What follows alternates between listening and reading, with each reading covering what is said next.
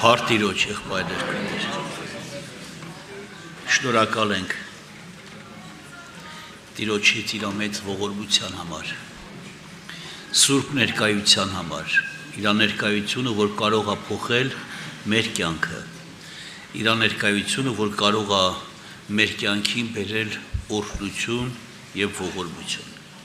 Շնորհակալ ենք Տիրոջից, եղբայրներ քույրեր, այս հնարավորության համար, որ նորից ունենք հնարավորություն այս տարածքում հանդիպելու, Տիրոջը փառավորելու, Տիրոջը մեծարելու։ Սա մեզ համար ուրախություն է, մեզ համար երջանկություն է, մեզ համար սուրբերի հետ Աստծուն պաշտելը հաղթություն է, փառ Տիրոջ։ Քուրեր եղբայրներ ջան, ես ուզում եմ Սուրբ գրքից մի քանի մտքեր արտահայտել, խոսել Սուրբ գրքից այն ծրագրերի մասին, որ Աստված ունի մեր կյանքում տալու, որ դա նշանակություն ունի մեզ համար ամեն դեպքում, որ կարողանանք ճշմարտությունը ճանաչենք եւ ինքներս մեզ Տիրոջ առաջ տեսնանք։ Մենք բնավորություն ունենք ուրիշներին տենալու, բայց բնավորություն չունենք մեզ տեսնալու։ Մենք ուրիշների սխալները շատ հեշտ կարողանում ենք նկատել, բայց մեր սխալները տես չի երևում։ Մի քարոզիչ կոստյումի վրա շատ լատկ է քալնում, որ հարցնում են, ես ինչ ասում է, ես Աշոտի մեղքն է, այն մեկն էլ Արտուրի մեղքն է։ Բասման մեջքիդ մի հատ մեծը կա, ասում է, էլ իմն է, ես չեմ տենում։ Այս է մարդն է, եղբայրներ քույրեր։ Իրանը չի տենում, ոչ մի անգամ։ Ուզում եմ կարևոր մի խոսք ասեմ մեզ համար, որ շարունակեմ դրանից հետո միտքս արտահայտել, դա վերստին ծնված մարդը, եղբայրներ քույրեր, վերստին ծնված մարդը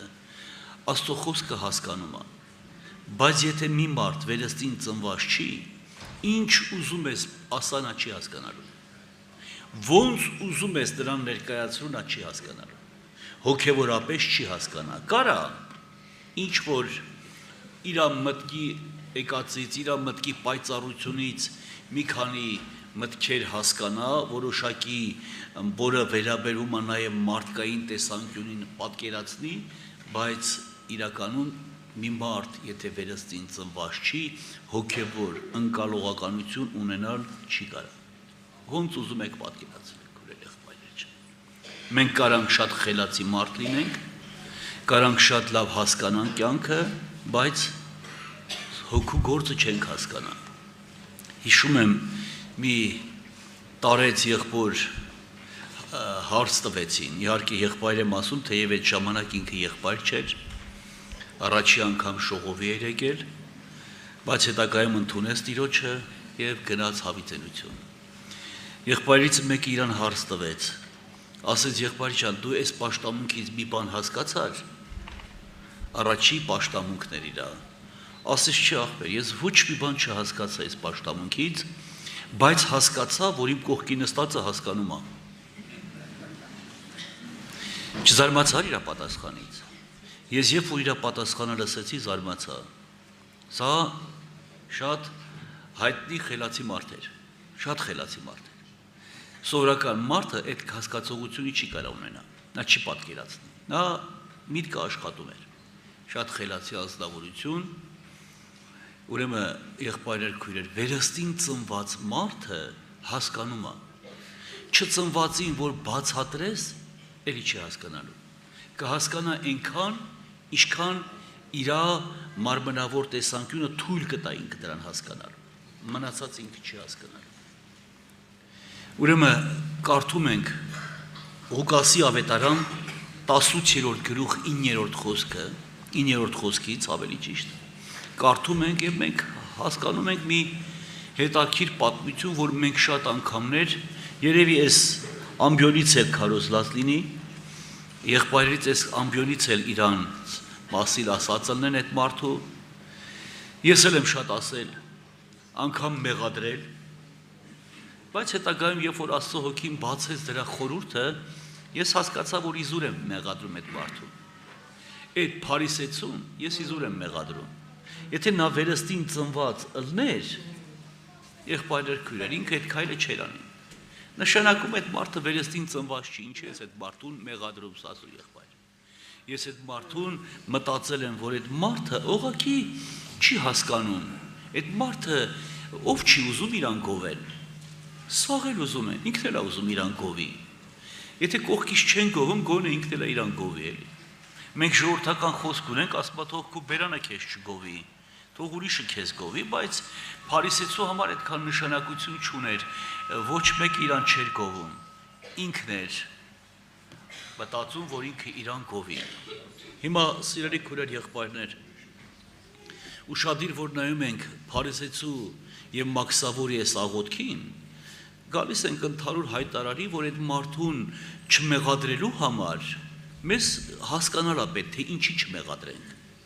Մենք մարդկանց մեղադրում ենք եւ շատ կարեւոր է,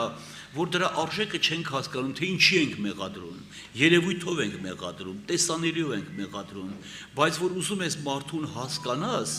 Սուրբ Հոգու հետ ունես կապ, վերստին ծնունդ կա քո կյանքում, դու այդ մարդուն չես մեղադրի։ Ինչի, որտեղ հասկանում ես, որ այդ մարդը վերստին ծնված չի, բնական է, ինչ ասես կարա ասի, ոնց ասես կարա ինքը խոսա։ Հիմա այս ազնվորությունը ներկայացնում էր իր բարի գործերը։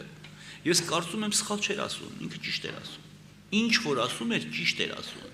բայց ճշմարտություն չէր ասում։ Ասում էր իր ուզածը, իր արածը։ Հիշում եմ շատ տարիներ առաջ Երևանում մի եղբայր ինձ ասեց, ասում եղբայր ջան, Սուրբ գրքից մի հատ համար կա, ոչ մեկը չի կատարում այդ համարը։ Ես էլ չեմ կատարել։ Հիմա մտածում եմ ոնց անենք, այդ ինչ համար է, ես իմ մեջ մտածեցի, ասի, որ դու չես արել, կարող է մյուսն արել է, բայց ինձ նկատի ունեի, կարող է ես եմ արել։ Իրան չասեցի, բայց մտածեցի, որ կարա մյուսը արած լինի, բայց որ արտահայտվեց այդ համարը, ես տեսա, որ չէ, ես էլ չեմ արել, ու անկեղծ ասած չեմ էլ տեսել։ Եթե ասում է, աջան, երբ որ ասում է խնջույք կանես, մի կանչի քո բարեկամներին, խեղանդամներին, կաղերին, կույրերին կանչի, նրանք թող գան քո սեղանից օգտվել։ Ես մտածեցի այդ ամենը անելու համար, տեսա, որ խնդիր չունեմ, իմ խնդիրը մի քայլում է։ Ոչ ֆինանսականն է խնդիր, որ գումար պիտի ծախսեմ, ոչ սեղան սարքելն է իմ տան մեջ խնդիր, որ պիտի սարքեմ, բայց այդ մարդկանց միջև իմ տուն հասնելն է իմ խնդիրը։ Որ հարևաններ շրջապատի մարդիկ տերն ասեն, ես ով ա գնում Սասունաստուն, հրեսից ով կեր են Սասունաստուն գնացել։ Այսինքն դրսից Աստանովկից հենց ասած, միջև մեր տուն հասնելն էր իմ խնդիրը, թե չմնացած ինձ խնդիր չկար, այսօր էլ պատրաստ եմ անելու։ Բայց այն հարցը, սա արդեն մի փոքր մարդուն կաշկանդեցնում է։ Հիշում եմ շատ տարիներ առաջ նաև մի օր նոր էի ապաշխարում, եղբայրս եկավ մեր տուն, նենց մի քիչ վիրավորված էր, նեղված էր, ասեց, գիտես ինչ կա, ես չեմ ուզում ամանչում եմ, ասի չես ամանչում, ասեց ամանչում եմ, որ դու հավատացյալ ես, արաս եղբայր ջան, դրանից էլ հեշտ բան, կասես իմ ախպերը չի, գնաս իմ ախպերը չի, մոռացի, հրաժարվի, այսինքն մի մարդ, որ վերստին ծնունդ չունի, սրանից նեղանալու իրավունք էլ չունեն եղբայրեր քույրեր, այդ մարդը այդքանն է հասկանում, այդքանն է իր բաժինը, եւ սա խոսում է, որ ես ու դու սկսում ենք արդեն մենք մեզ ճանաչել, ես էլ էի տենց, դու էլ էիր տենց, բոլորս էլ տենց ենք եղել, բայց չենք փոխվել, այս ով փոխեց, վերստին ծնունդը, Քրիստոս կյանքը մեզ փոխեց, եղբայրեր քույրեր ջան, թե չէ մենք փոխվողը չէինք, այնքան մարդիկ կա, ավետարան կարող է կարդան, գալիս են եկեղեցի, բայց էլի չեն փոխվում։ Հիմի երիտասարդների չեմ կարող ոչ մի բան ասեմ, մեծերին, որոնք ինձ հետ են մեծացել, կարողանում եմ այս մարդկանց մասին որոշակի կարծիք կազմել, իրար հետ եկել ենք, երիտասարդ եկել ենք եկեղեցի, ծերացել ենք, արդեն մեծացել ենք, բայց հլա դեռ լուրջ փոփոխություն չկա մեր կյանքում կամ դիմացինի կյանքում կամ մեկի կյանքում, սա խոսում է, որ կարող ենք որոշակի իմացականություն ունենալ, բայց իտոգում, քուրեր եղբայրներ, մենք որևէ որոշում կայացնել չենք կարա, լավագույն դեպքում մենք կարող ենք մտածել միայն մեր մասին, մեր արածի մասին, ես ոնց եմ Աստծո առաջ։ 18-րդ գլուխը առաջի թագավորած 9-րդ գլխում 9-րդ խոսքում Սավուղը այսպեսի խոսք է ասում. Այդ օրվանից սկսյալ Սավուղը սկսեց ծուռ աչքով նայել Դավիթին, որ օրից, երբ որ դուք շատ լավ գիտեք, պատերազմից հաղթական վերադառնում էին, Երուսաղեմի կանայք դուրս էին եկել, գովաբանում էին զորավարներին եւ այստեղ Գյուրավորները տվեցին Դավիթին, հազարավորները տվեցին Սավուղին։ Սավուղը սրանից շատ խիստ վիրավորվեց, իր համար շատ ծանր էր։ Ասեմ, որ եղբայրեր ջան, քույրեր ջան, դուք էլ լավ գիտեք, որ Դավիթը մարդ չէր ուղարկել, որ գնացեք ժողովրդին ասեք, որ սենց ասեն։ Ընդհակառակը, եթե Դավիթը իմանար, որ դերից խոսակցություն ա լինելու, նախապես կարող էր պայմանը ստեղծել, որ հանգարտ չասեն, ընդհակառակը վիրավորները տային Սավուղին, հազարավորները իրան, կամ իրան սկի ոչ բանը չտային։ Դավիթը ես կարծում եմ ստեղ համաձայն կլներ։ Ինքը կհամաձայնվեր այդ քայլին, որովհետև գիտեր հետագան ինչ կարա լինի, ինքը մեծին հարգել գիտեր, իր թագավորին հարգել գիտեր, նրան գնահատել գիտեր։ Ինչի, որովհետև երբ որ դրանից հետո Սավուղը ընկավ Դավիթի հետևից, Դավիթը մի օր Սարի գլխից խոսում էր. «Տեր իմ Սավուղ, ինչի ես այդ սատկած շան հետևից ընկել, ինչն է իմ հանցանքը, որն է իմ սխալը»։ Թեև Դավիթը Սավուղը խոստովանեց, որ որդյակ իմ Դավիթ, այդ քո ձայնն է, ես թողում եմ, գնում եմ, բայց դա ժամանակավոր էր։ Քանի որ Սուրբ Հոգու ներկայությունը իջավ Սավուղի վրա այդ րոպեին, Սավուղը կարծես թե իր նախանձին կարողացավ դեմ կանգնել,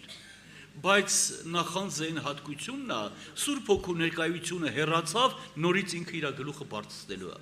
նորից ինքը դառնալու է նույն բնությունը, նույն մարդը, որովհետև մարդկային բնությունը րոպե սպասում է, վայրկյաններ սպասում է, մարդը սայթակի ինքը իր նորից իր բնությունը գլուխ բարձրացնի։ Սա մարդկային բնությունն է, իսկ Սուրբ Հոգու լեցունությունը այն նշանակություն ունի, որ ես ու դուք կարողանանք մշտապես այդ Սուրբ Հոգու ներգործությամբ կանգնել մեր վրա, մեր բնության վրա եւ իշխել դրան։ Տերը օրհնի քուրեր եղբայրներ ջան։ Ուրեմն գրված է 119 Սաղմոսի 23 խոսքում, 119 Սաղմոս 23 խոսքում գրված է. իշխանները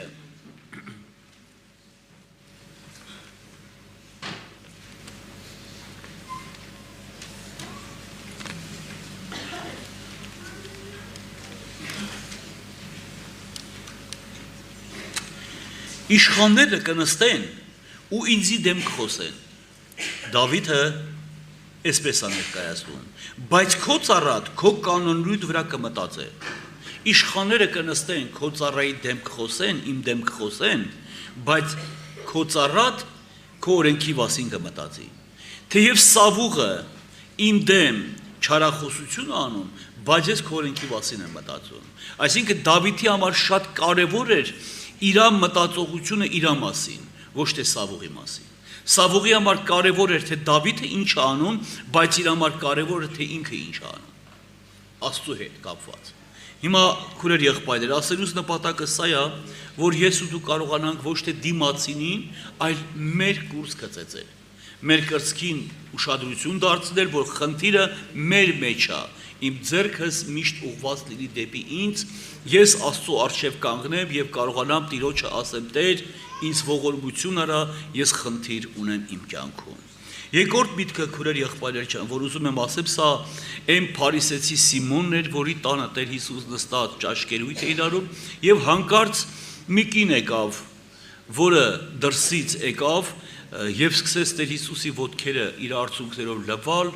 մազերով սրբել, յուղով էլ օծել։ Եվ Սիմոնը չնայեց մի բանի, որ Տեր ողորմություն արա, ես էլ էլի քո պետրապես կարողանամ անել։ Տեր ինձ ողորմություն արա, ես էլ քո ոտքերիդ առաջից չհեռանամ, քեզ փարվեմ։ Այս սա Սիմոնի անելիքն էր, բայց ինքը ներկայացրեց, եթե Աստված լիներ, մարգարե լիներ, պիտի իմանար ով է իրան դիպչողը։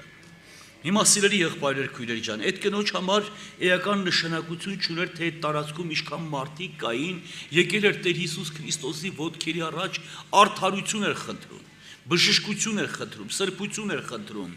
բայց Սիմոնը փարիսեցին նշանակություն չուներ իր համար նշանակություն ուներ, թե ինչ ձևի կին է եկել Տեր Հիսուս Քրիստոսի առաջ։ Հիմա քուրեր եղբայրեր ջան, այդ պարագայի մեջ Սուրբ Գիրքը մեզ ցույց է տալիս, որ այդ կինը արդարացած գնաց, բայց Սիմոնը մնաց նույն կարգավիճակում, ինչպես որ կար, որտեղ նրա ներսը չուներ այդ ուրախությունը, նրա ներսը չուներ այդ փոխվելու հատկությունը, նրա ներսում չկար Հիսուսի արդարությունը ճանաչելու, բայց կինը մի կարիք ուներ, Տեր ինձ ողորմություն արա։ Եթե ուրիշ խոսք չասվեր, նրա արածը ցույց էր տալի, որ ինքը ունի Հիսուս Քրիստոսի ողորմության, արդարության կարիքը։ Սիրելի քույրեր, եղբայրներ ջան, անառակ որդու պատմության մեջ փոքր որդին, երբ որ թողեց գնաց աշխարհ, իր համար վայելում էր երկիրը եւ եկավ մի ժամանակ, որ իր ավակ եղբայրը հոր մոտ կարծես ոչ մի խնդիր ինքը չուներ, ոչ մի դժվարություն չուներ իր կյանքում, ինչի, որովհետև իր ներսը ուղիղ էր, բոլորը մնացել էր իրան եւ իր ներսում կար ուրախություն։ Հորից հետո այդ ամեն ժառանգությունը իրան էր մնալու։ Բայց երբ որ կարդում ենք Սուրբ Գիրքը, փոքր որդու վերադարձը, անառակ որդու վերադարձը դեպի հորտուն, տեսնում ենք կորցրեց մեծ տղի խաղաղությունը, մեծ եղբոր խաղաղությունը կորավ։ Ինչի, որովհետև հասկացավ մի բան, որ իր ունեցվածքից բան է պակասում։ Սիրելի քույրեր, եղբայրներ, մեզ համար այնքան կարևոր է, որ մենք խորապես կարողանանք ճանաչել մեզ, ոչ թե մեր դիմացինին։ Մեծը իրան չէր ճանաչում, ինքը բավարարվել էր, որ հոր հետ է, բայց չէր հասկանում, որ հոր հետ լինելը դեռ քիչ պայման է, հոր հետ ապրել էր պետք։ Ենովքը ապրում էր Աստծո հետ, Ենովքը քայլում էր Աստծո հետ, եղբայրներ քույրեր։ Ենովքը 300 տարի Աստծո ավետարան չէր կարդում, այլ ապրում էր Աստծո հետ։ Եվ սա իր համար շատ մեծ արդարություն եւ ողորմություն եւ շնորհ կատարվեց իր կյանքում։ Հիմա մեծ աղբերը հոր հետ ապրում էր, բայց եղբոր գալը իրան բավականին մեծ վնաս տվեց, բավականին լուրջ վնաս տվեց, կորցրեց խաղաղությունը, ինչի որովհետև նրա ներսի հայացքը եղբոր վրա էր, դիմացինի վրա էր, որ հանկարծ մեկը չխանգարի իր հարստությանը տանելուն, մեկը չխանգարի իր ուրախությանը, մեկը չխանգարի նրան, որ ինքը կարող է ունենալ, այլ այս մարդու նպատակը ու ծրագիրը միայն դիմացինի հանկարծ չխանգարելն էր, ոչ թե իր փոփոխությունն էր։ Տերը մեզ շատ օրհնի։ Եվ վերջում, սիրելի եղբայրներ, քույրեր, ուզում եմ խոսել նաև Աբելի ու Կայենի մասին, որից մենք բավականին միտք ենք առնում, լուրջ միտք ենք առնում, աղբեր, մենք աղբեր ասած բառը, եղբայր ասած բառը շատ անգամ լավ է չենք հասկանում, եւ դա երևի գալիս է հենց Կայենից, որ ինքը չկարողացավ հասկանա իր եղբորը, գնահատի իր եղբորը, ճանաչի իր եղբորը, որ իր եղբայրը իր համար պատահական մեկը չի, նա իր եղբայրն է, նա իր եղբայրն է, որը ծնվել էր նույն մորից։ Մենք եղբայրներ քույրեր շատ անգամ այս երկրի վրա հանդիպում ենք, տեսնում ենք, որ սկի երկրավոր կյանքում շատ անգամ հալալ եղբայր իր հետ չունեն այդ ջերմությունը, ինչ մնաց ուրիշ կյանքով։ Տեսել եմ երկու ընկեր, աղբոր պես, մեկը բանտում էր, մյուսը շատ մեծ ուժերով իր ընտանիքից լավ պահում էր նրա ընտանիքը։ Եվ եկավ ժամանակ, որ երբ որ բանտից ազատվեց, ահագին ժամանակ անցել էր, իրանք ապաշխարեցին, երկուստ էլ ապաշխարեցին, ապաշխարությունից կարճ ժամանակ հետո դառան թշնամիներ։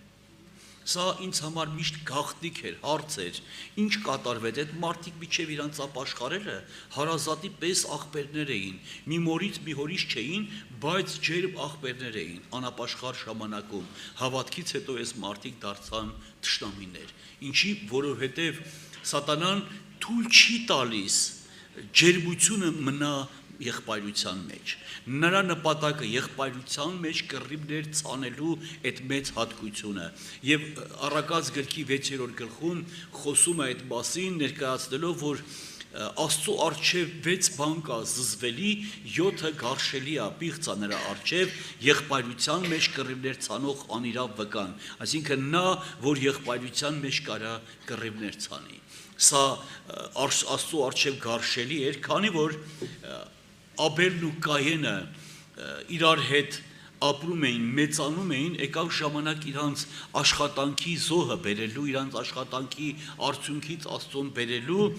Աբելի համար նշանակություն չուներ, Կայենը ինչ զոհ կարող էր անել Աստծուն, նրա համար շատ կարևոր էր, թե ինքը ինչ զոհ պիտի անի Աստծուն։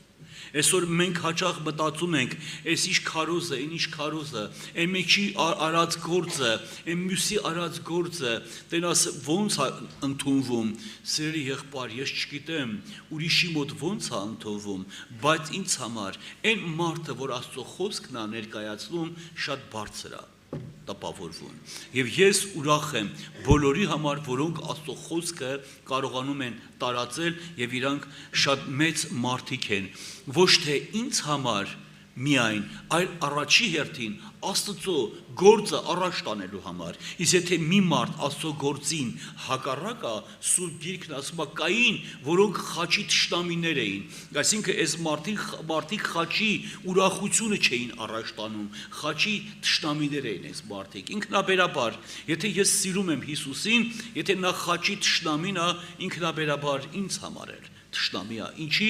որովհետև մեր նպատակը միասին Աստծուն ծառայելն է։ Կայենը չուրախացավ Աբելի բերած զոհով, եւ այդ իր չուրախանալը իրան դարձրեց եղբայրասպան։ Գիտեք, ժողովուրդ ջան, այնքան բարդ հասկացողությունը ես հիշում եմ մի անձնավորության վկայություն, որ ներկայացնում էր, որ իր ընտանիքում եղել է խնդիրներ եւ ասում է մայրը միշտ ասում էր որդուն, որ դու մի մոռանա, նրա հասցեին ավելորդ մի խոսի, նա քո եղբայրն է։ Եվ ասում եկել էր ժամանակ, երբ որ ես ուզում էի վատ ալնեմ իր նկատմամբ, իրան վիրավորեմ, իրան կոպտեմ, միշտ հիշում էի իմ մոր ասած խոսքերը, որ նա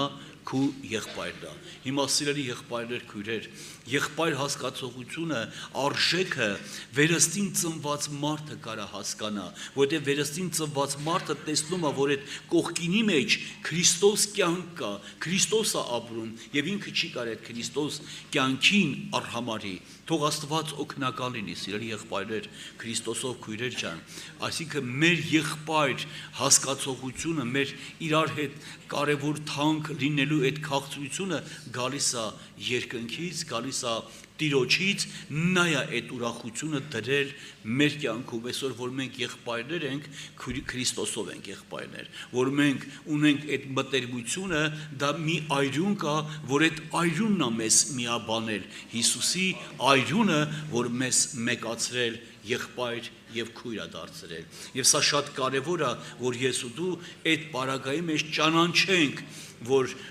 Աստված ուզում է ինչպես իմ համար այդ դրականը, նույնպես իմ եղբոր համար, որովհետեւ մի առավելություն չկա Աստծո առաջ, եթե քո երեխեքի մեջ քեզ համար տարբերություն կա, որպես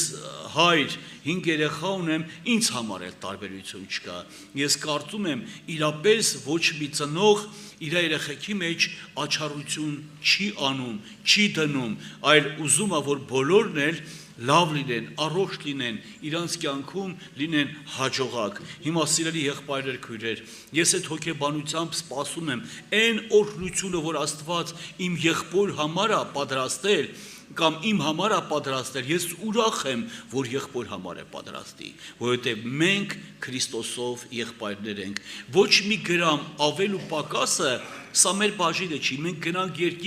երկնքում այնքան բաներ ենք տեսնալու ու մեր մտածողության մեջ, եթե հնարավորություն լինի, չգիտեմ, համեմատելու, կտեսնանք, որ մենք շատ հեռու մտածողություն ենք ունեցել երկնային մտածողությունից։ Աստված օրհնի, սիրելի եղբայրներ, քույրեր ջան, շնորհակալ ենք, ուրեմն այս համարում որպես իրականություն Կայենի արածը մենք տեսնում ենք, որ Կայենը չնայեց իրան, այլ նայեց աղբորը, չնայեց իրավ տարած զոհին, այլ նայեց աղբոր տարած զոհին։ Ինչ հարց կլուծվեր, եթե Կայենի զոհը փոխվեր, Կայենը սրտի մաքրությամբ այդ զոհը կատարեր, բոլոր հարցերը պետք է լուծվեր, որովհետեւ մի խնդիր չէր կարա մնա այդ տարածքում, այդ գործի մեջ, եղբայրության մեջ էլ խնդիր չէր առաջացնի։ Հիմա իմ ու քո խնդիրը նրանում է, իմ ու քո արած զոհի հետևանքն է։ Այդ զոհն է խանգարում, իմ ու քո արածն է խանգարում իրար, որովհետև իմ ներսը չար է։ Այդ չարությունը թույլ չի տալի քո արած բարությունը ընդունելու, քո արածը տեսնալու, այդ քո արած բարությունը նախանձ է առաջացնում իմ կյանքում եւ թույլ չի տալի, որ ես քո արածով ուրախանամ, ցնծամ եւ գովեմ քո անունը։ Դրա համար իմ ու քո մեջտեղ անպայման խնդիրը առաջանալու, ընտանիքում, շրջապատում, եկեղեցում, էսա, որ ես քո գործերին եմ նայում, ոչ թե իմ գործերին։ Եթե նայեմ իմ գործերին, կգտնեմ բժշկություն։ Տերը շատ օրհնի եւ ողորմություն անի։ Ամեն։ Գանք աղոթքի եղբայրներ։